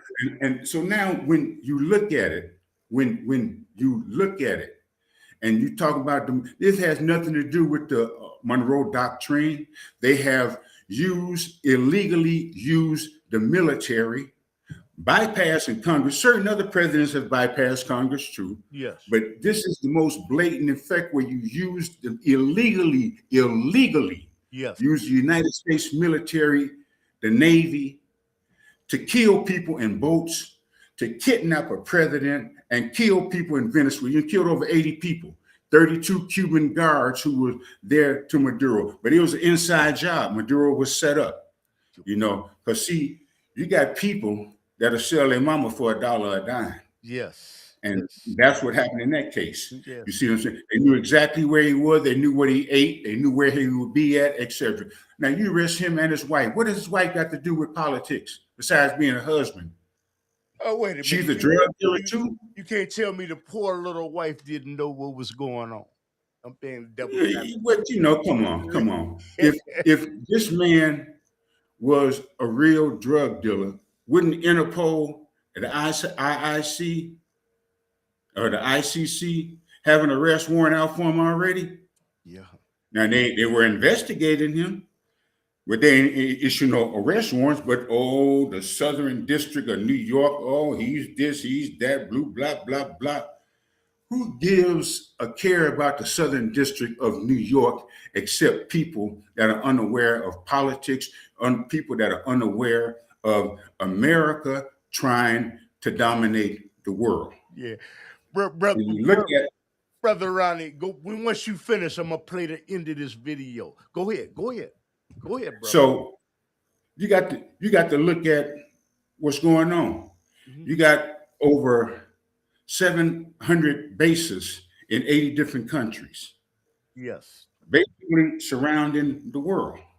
Yes. Russia got 13 military bases outside of Russia, same as England. No other country got as many bases in America. You got bases, you got AFRICOM, you got Southern Command, you got the command in the Middle East, you got the command in Indo-Pacific. What are you telling us? What are you afraid of? And you're talking about U.S. national security. You are the threat. And see, people say this is un-American because they cannot deal with the truth because they can't see what's going on. You got to deal with what was in the ancient empire of Rome. It was called Pax Romana, which means all the lands that were conquered by Rome, Africa, the Middle East, Pax Romana. Okay. In the PNAC document, Project for a New American Century, they stated that we got to dominate cyberspace, we got to dominate outer space, we got to have quick hitter military bases all over the world. Yeah. Okay. Now, you can call it a Pax Americana. Yes. Empire. Yes. Where you have outposts. These are not military bases. These are outposts like you had the Roman outposts. But guess what happened to Rome? Like Roman garrisons. I understand what you said. Okay. Right. Okay. So what happened to Rome? And they were bombarded by the barbarians. They say they were barbarians. The empire failed. Yeah. They became. You deal with the Nubian, you deal with the Mesopotamian, you deal with the Ming dynasty. Every dynasty that has tried to control the world has failed. And so America is falling, no, brother. Go ahead. You got to look at it. Yes. It's lashing out. Yes. You owe trillions to China. You losing power. People are not believing in you no more. What have you got left? You got your economic sanctions and you have your military. Yes. When people are not afraid of dying anymore, what you have? When your sanctions don't work, what do you have? This used to be, quote unquote, a country of peace. Yeah. A country that used its military when it had to. Yeah. But now you have somebody there that is illegally using the military. This is why the brother who was the head of the South Command resigned. Yeah. Hezbollah forced him to resign because he would not use the military illegally to carry out the murder of people on boats. Because Trump said, sink the boat. We don't just sink them and you're going to kill them. And then you do a double tap. You blow the people up that was in the water after you sunk the boat. That's murder. You got international and maritime law. What he's doing is illegal. And you want to illegally use the military again to take Greenland from a NATO nation. Yes. Denmark, Yes. nation. Well, you know what, brother? You know what we got? Like, you know what? I'm going to play the last segment of this video. And please give us your assessment and would tell us what you think is going on, because you're the researcher. You're teaching us. And I appreciate that. Okay. Let me get this started with no further ado. Contributed to the flow of illegal drugs into the United States, fueling violence, addiction, and organized crime. Over the years, the U.S. government increased financial rewards for information leading to Maduro's arrest, signaling that Washington viewed him not only as a political leader, but as a criminal threat to American society. In January 2026, U.S. authorities reported that Nicolás Maduro and Cilia Flores were taken into custody and transferred to the United States to face federal charges. Maduro has pleaded not guilty. The U.S. government described the operation as a law enforcement action designed to protect national security, disrupt drug trafficking networks, and counter foreign military influence in the Western Hemisphere. International reaction was immediate and divided. Some governments supported the move, while others condemned it as a violation of Venezuelan sovereignty and international law. Supporters of President Trump argue that the United States has the right to defend itself against narco-terrorism, drug trafficking, and foreign threats operating near its borders. They believe the action sent a strong message that the Western Hemisphere is not open to hostile influence. Critics argue that the operation undermined international law, bypassed the United Nations, and set a dangerous precedent that could destabilize Latin America and global relations. They warn that unilateral military actions risk escalating conflicts and weakening long-standing international norms. So, did President Trump do the right thing in Venezuela? The answer depends on whether national security should outweigh sovereignty when a foreign leader is accused of harming another nation. What is clear is that the events surrounding Venezuela have reshaped geopolitics in the Western Hemisphere. The Monroe Doctrine may be over 200 years old, but its influence continues to shape U.S. foreign policy today. The question now is not only about Venezuela, but about how far nations are willing to go to protect their interests in an increasingly divided world. If you found this video informative, please like and share it to help others see it. Subscribe for more analysis on global events and U.S. foreign policy. And most importantly, leave a comment below. Do you think this action was justified, or did it go too far? Your opinion matters. Narrator VO, narrator VO, narrator VO, narrator VO, narrator VO, narrator VO, narrator VO. Getting my degree has actually benefited. We got to turn you off.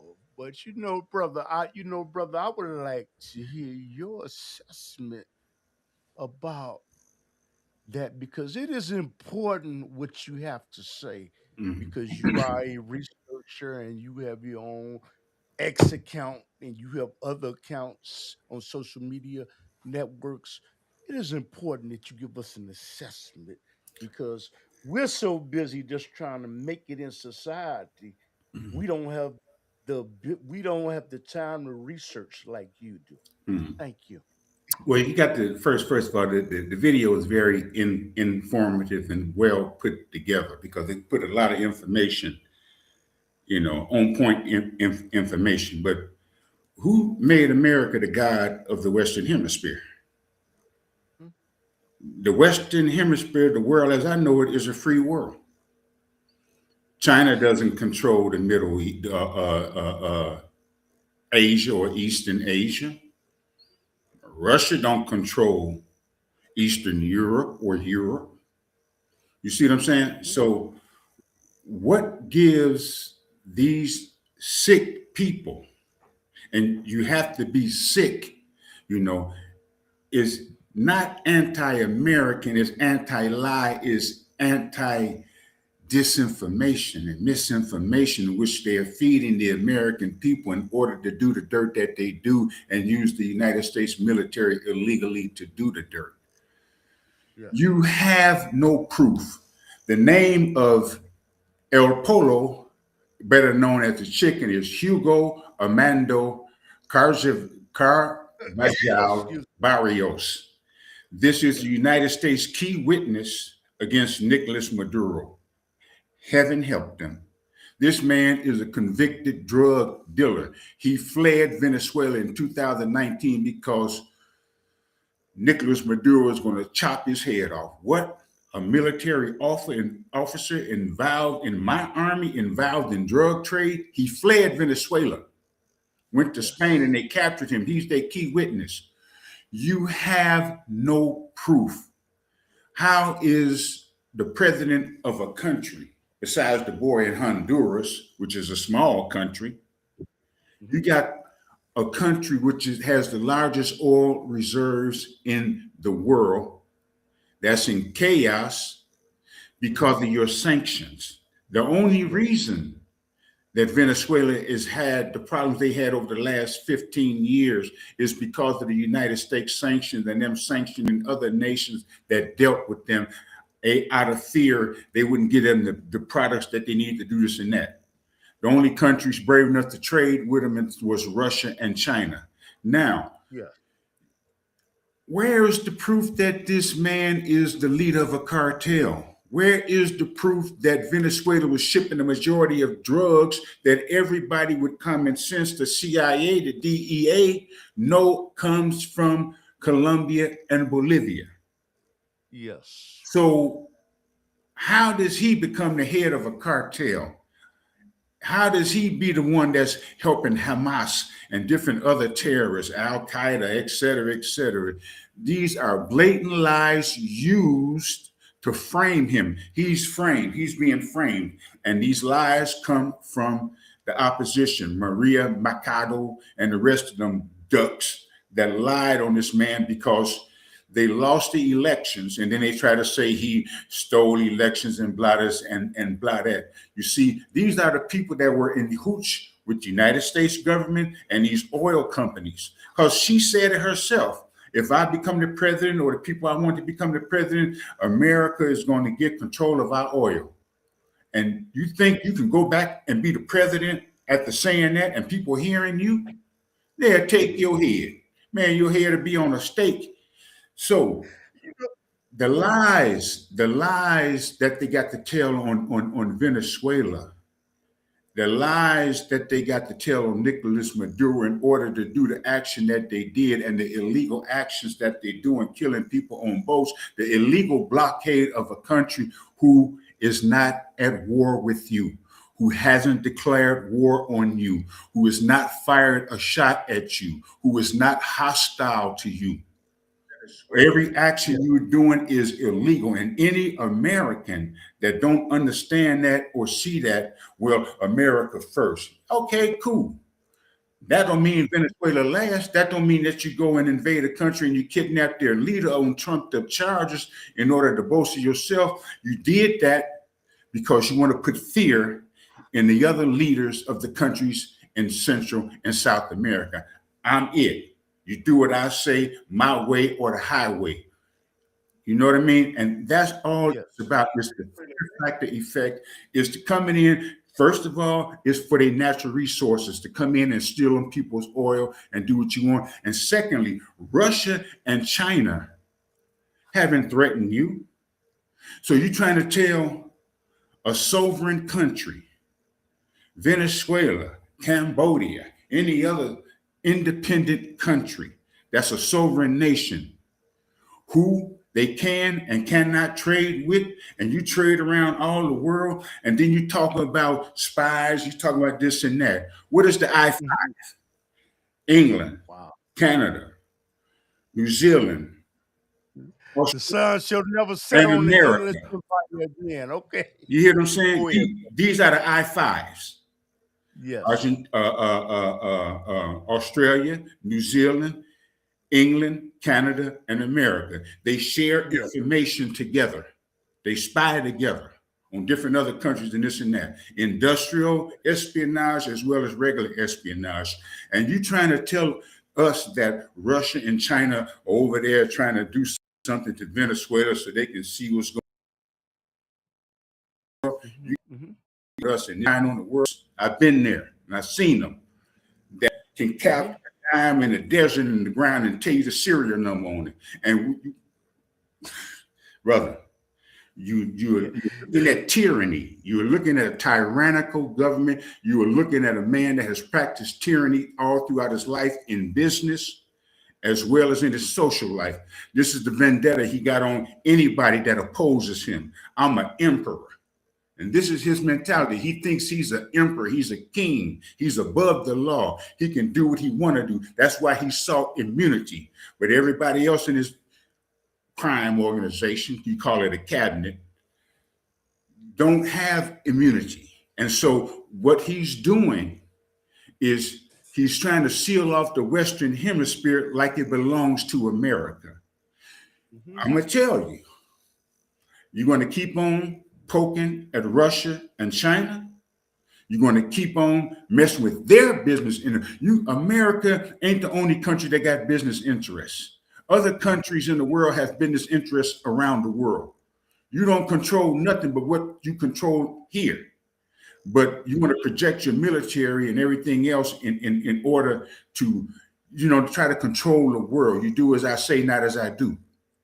And this let me ask you again, what would be the implication if the United States chose to do the same thing to Cuba and Colombia?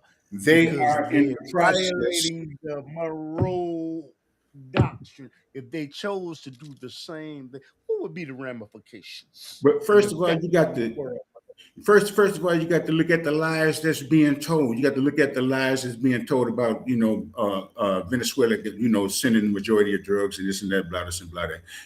Then you have to look at supply and demand. America is the nation that leads the world in drug abuse. And drug usage.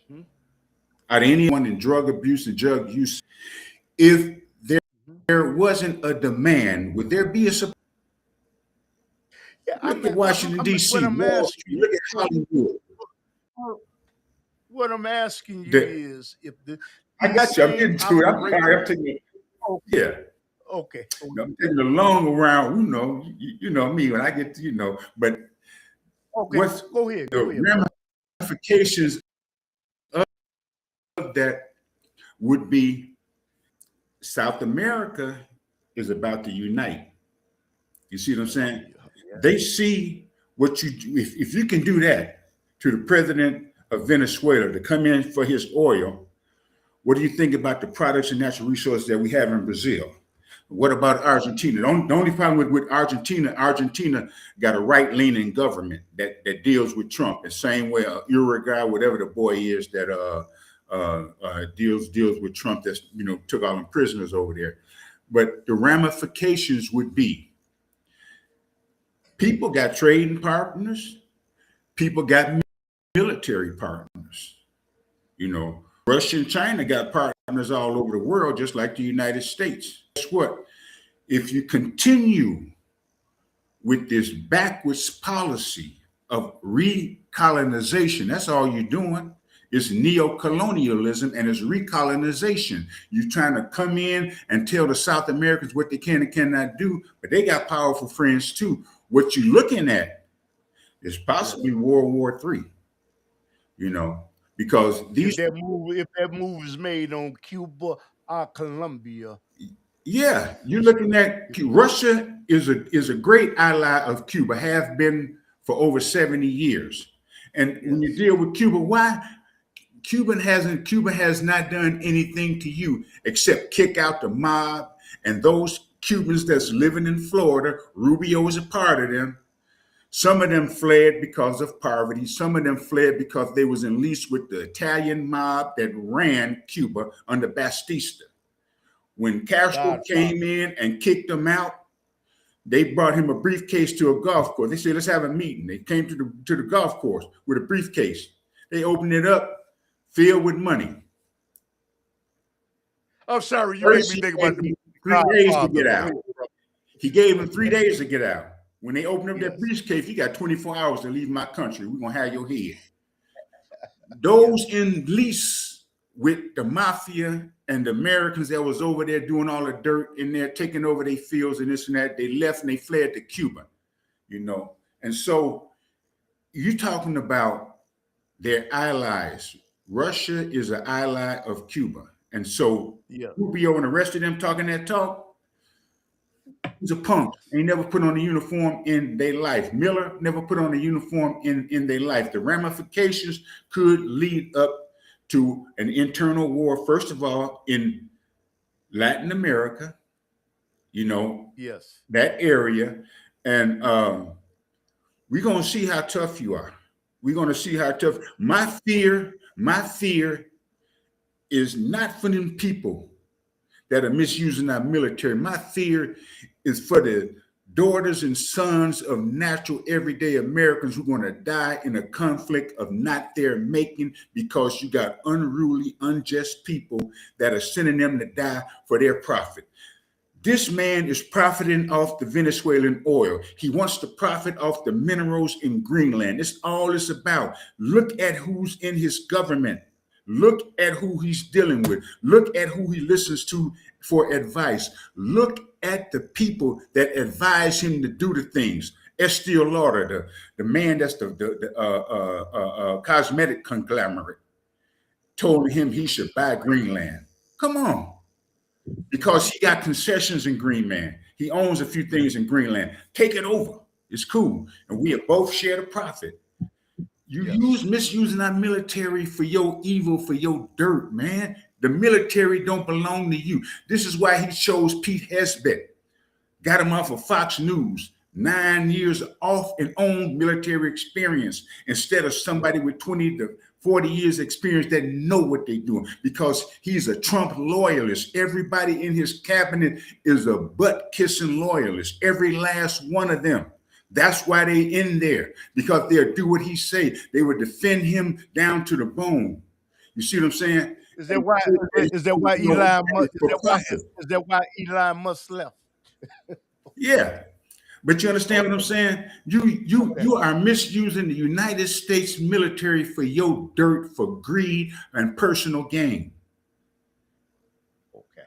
What has Venezuela done to America? Venezuela got the largest oil reserves in the world. This is your goal, to get and control their oil.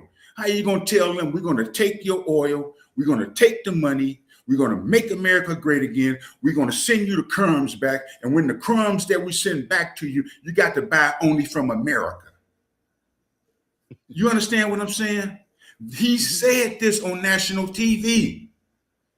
I don't know if people deaf, dumb, or they eating that meat. I don't know what they're doing, but you got to understand, you listen to a crazed psychopath that has become the president of the United States and has surrounded himself with like-minded individuals that are doing his criminality for him. He has immunity, they don't. And you're going to ignite a world conflict in South America for the simple reason of personal greed.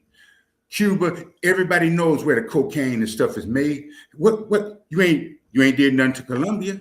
Why not? Because the people that you're dealing with are making money off that. Wall Street, Washington, D.C., Hollywood. This is where the coke is flowing. Quit playing with us. It appears as though they're gonna be next, but I don't know. You say he's working on Cuba. They want to do Cuba, and the reason that they want to do Cuba is because the Florida Cubans, the ones that was kicked out, the grandchildren of those that were with the mob, they don't understand what's up with Cuba, man. You got to understand what's going on. You got to understand that Cuba was under, from the 50s until 59 and 60, when Castro came to power, Cuba was under the influence of the mob. Businesses and they was tricking young girls, young, pretty, beautiful women off the farms, telling them, oh, come to Havana. You're going to be secretaries. You're going to be working in the hotels. You're going to be this. You're going to be dancers, this and that, and trick these girls into prostitution, man. The truth had to be told. They was taking over farmland in Cuba, the mob and everybody, they were shipping millions of dollars out of Cuba, the mob was, every day.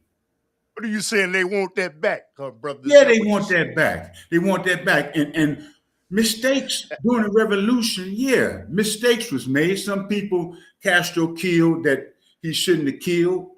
He admitted him before he admitted it himself about 20 years before he died. Mistakes was made, but that's what happens when you have a revolution and when you clean and house and this and that, mistakes are made. And he admitted, I'm sorry for the mistakes I made. And some of the people that are in Florida, they could have stayed there, but America placed embargoes and sanctions on Cuba, and they've been under embargo and sanctions for 70 years. Do the average American know that? Do the average American know why Cuba is suffering? Do they know why Venezuela is suffering? Because of these hurtful sanctions. You got the largest oil reserves in the world. Take this, brother. You got the largest oil reserves in the world. And you under sanctions because U.S. oil companies are hurt because you kicked their crooked butt out of your country. So they went to Washington and got their people in Washington to impose sanctions against you and other nations that would trade with you. Wow. To impoverish you. And your money was oil. You understand what I'm saying? Oh, they got diamonds, they got gold, they got gas, they got other minerals. It's not one thing. This is the takeover of a mineral-rich country for your personal greed and those of your buddies. And you've lied to the American public in order to do it. You've lied on a legitimate elected president of a country, kidnapped him and his wife to make an example for the rest of Latin America and Central America. If you don't follow suit, we're going to do you too. But guess what? Your arm's too short to box with Almighty Allah.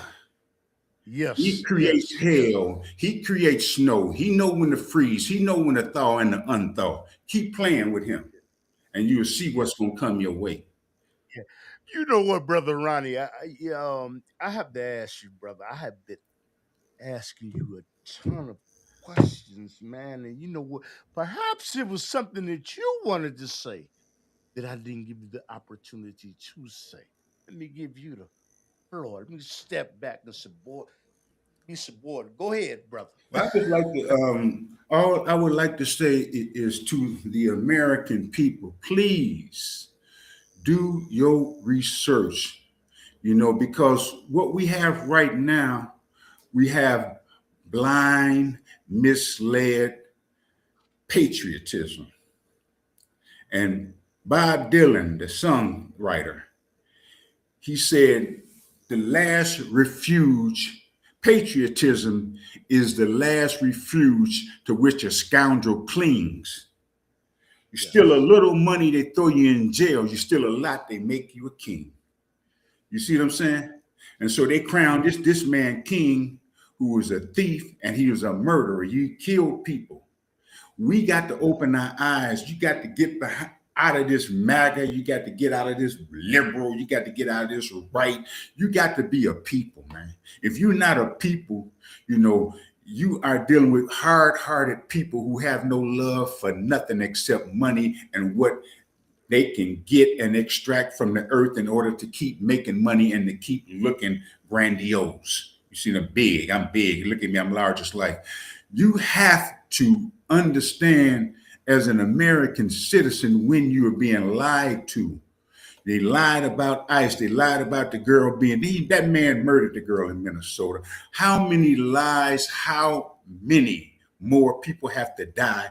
And for you to understand, how many more people are going to be blindsided by religion, by, chauvinism, by all the other schisms and things that this man is about. He's lied to the American people. He's lied to his base. His base are simple people, not simple in terms of lifestyle, not mentally, because they work everyday jobs and this and that, and they see certain things going on. It's not the Democrats or the Republicans. You got one bird, two wings.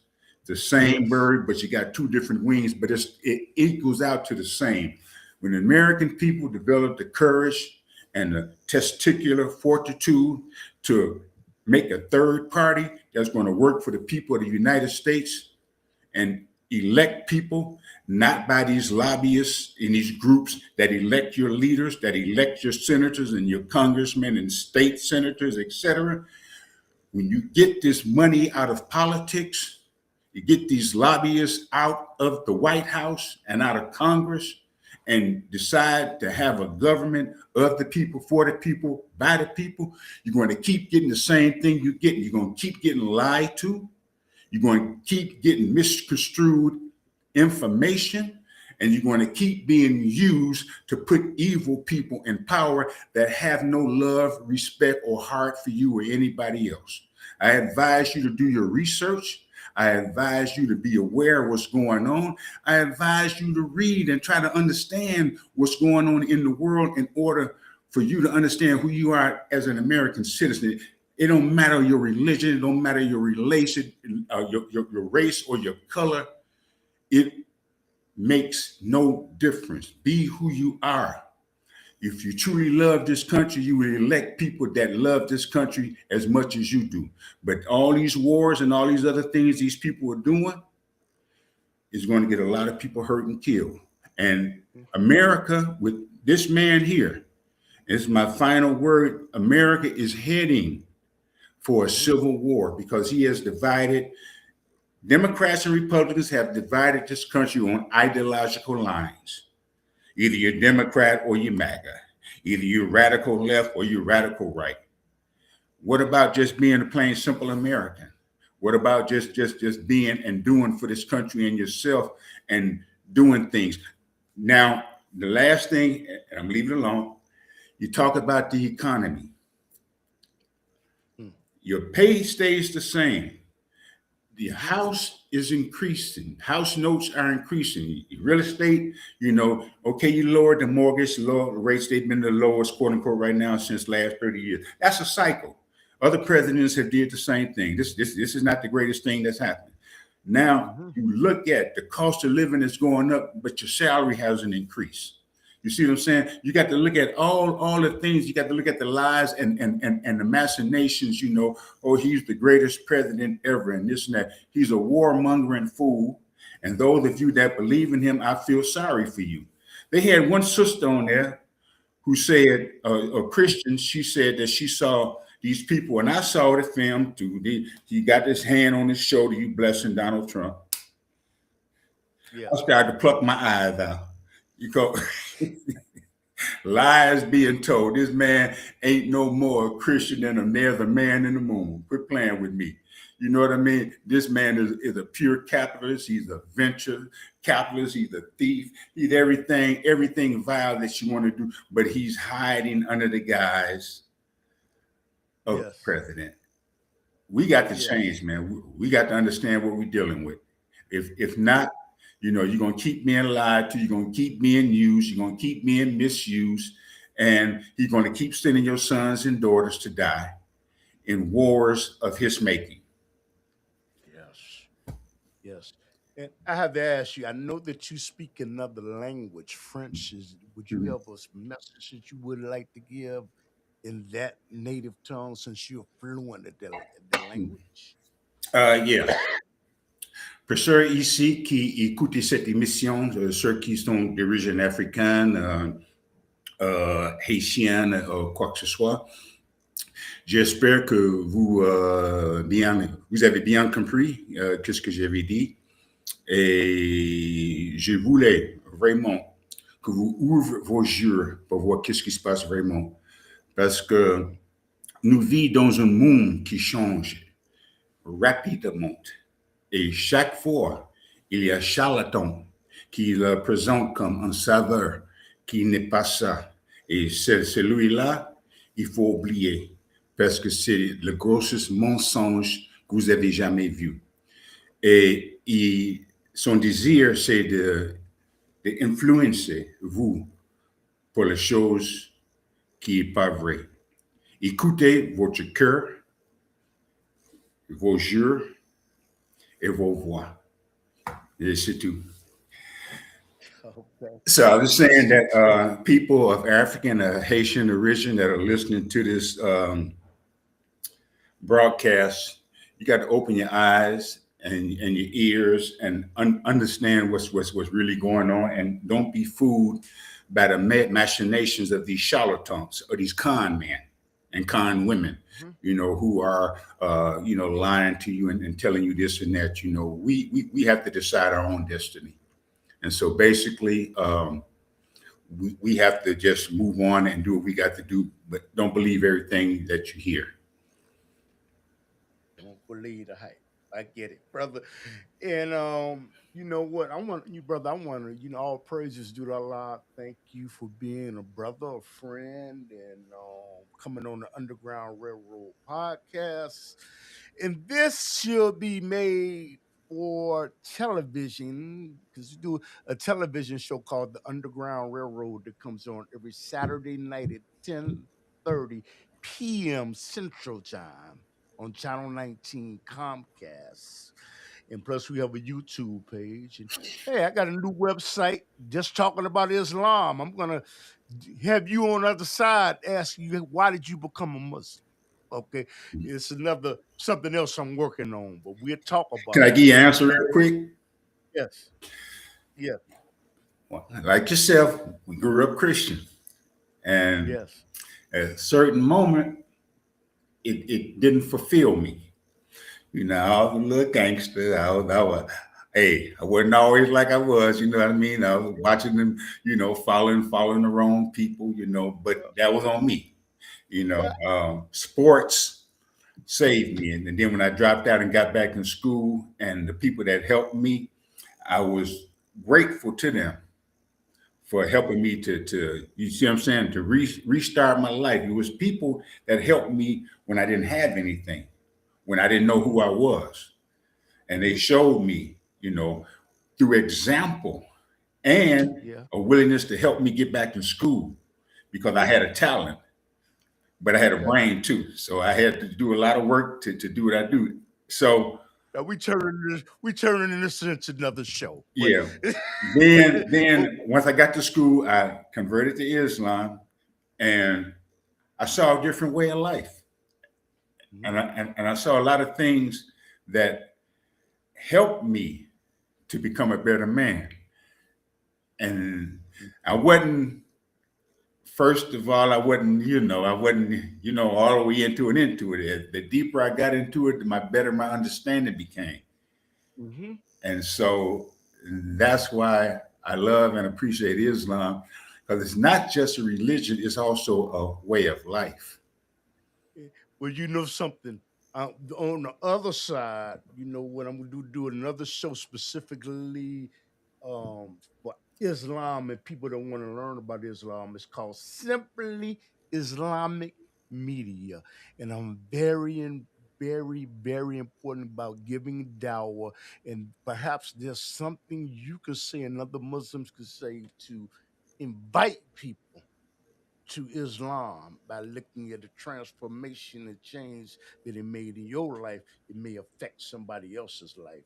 So that's another show that I'm working on, and I'm going to have Muslims on, and I would like to have my brother on and other Muslim brothers saying how they became Muslims, and you know what? Watch the Underground Railroad. It comes on every Saturday night at 10:30 on Channel 19 on Comcast. But we come on 7 days a week, 24 hours a day on YouTube. Underground Railroad. And brother, I want to thank you because it's time for us to make our salats. Yes, sir. Gotta Yes, sir. say, shame to the people in Texas that are processing and prohibiting Islamic mosques to be made in that to be built in that country, and shame to the UK for the rhetoric about wanting Muslims and other people to leave because they think that they're introducing something evil to their country, and they pray 5 times a day. They go through Ramadan. They believe in one God. And shame on you. Mhm. And we honor and respect your book, okay? The Bible. and the drug and the eat you. Shame on you. Mhm. Okay, That's brother. I want tell us your platforms, please, brother. well, my platform, which is really not a platform, is to educate us. To understand what's going on, not just here but in the world. I'm of Jamaican descent, and our Reggae brothers, one group is called Misty and Roots. They say we tried this land in order to help a man to understand for himself. And if you don't understand what's going on in this world, in this society, you're like a cabbage in this society. And so our mission is to educate and to enlighten, and you can take your own path from there. Okay. Will you come on other shows to since you are a world-renowned researcher? Will you come on other shows, and if so, can you give that contact information? Yes, my you can contact me at LONNIE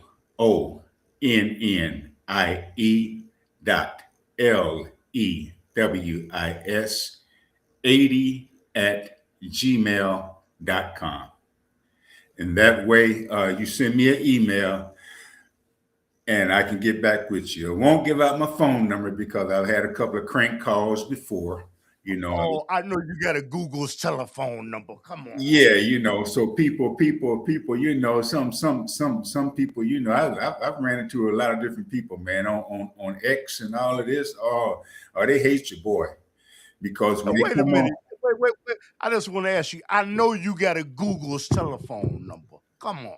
no, I don't, but I can get one. I had one before. I got to get me another one. But All if they come to my right. So email, LONNIE LEWIS 80 at gmail.com. I'll respond.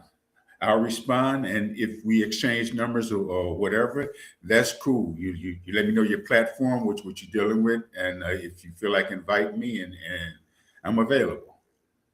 and you know what? And I implore people to have him on your show because he has a wealth of knowledge. Okay. And you know what? He can enlighten your audience. And somebody called, you know what? So he has a wealth of knowledge, and I encourage you to have him on your platform or to write a news article about something that is relevant to the world that he is discussing. Okay. I want to thank you, and please, you know what, support the Underground Railroad podcast. We sell t-shirts, cups, something in the affiliate link. It helps the channel to grow. I want to thank you, Brother Lonnie, because hey, it's time for us to make our salats. And Yes, our sir. Yes, salam sir. alaikum. Salam alaikum, brother. Hey, wa alaikum salam. Rahmatullah. Barakatuh. Okay. And to the listening audience, if you like this, share it, like it, and it's a lot of pertinent information, and you can use this broadcast for a case study later on and look back at the past and look at what we were going through in year 2026. Hi, grandkids. And we got the opportunity to meet. All right. Assalamu alaikum. Hey, wa alaikum salam.